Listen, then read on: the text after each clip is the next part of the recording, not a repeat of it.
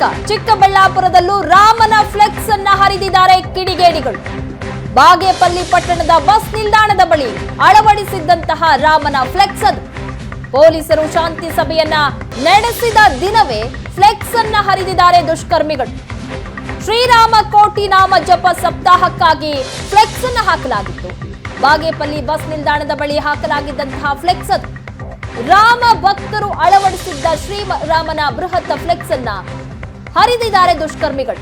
ವಿವಿಧ ಧರ್ಮೀಯರ ಜೊತೆ ನಿನ್ನೆ ತಾನೇ ಶಾಂತಿ ಸಭೆಯನ್ನ ಪೊಲೀಸರು ನಡೆಸಿದ್ರು.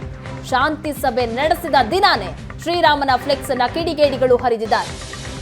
ಬಾಗೇಪಲ್ಲಿ ಪೊಲೀಸರು ಈಗ ಸ್ಥಳಕ್ಕೆ ಭೇಟಿ ನೀಡಿ ಪರಿಶೀಲನೆಯನ್ನ ಸಹ ನಡೆಸಿದ್ದಾರೆ. ಕೋಲಾರದಲ್ಲೂ ಸಹ ಇದೇ ರೀತಿಯಾಗಿತ್ತು.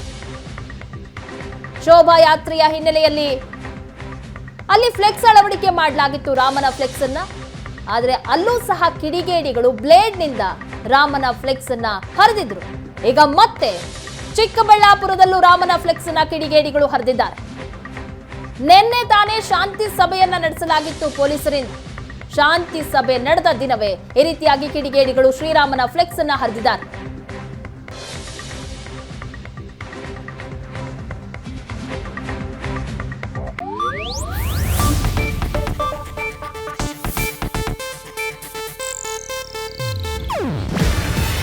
ಇದು ಏಷ್ಯಾನೆಟ್ ನ್ಯೂಸ್ ನೆಟ್ವರ್ಕ್ ಪ್ರಸ್ತುತಿ.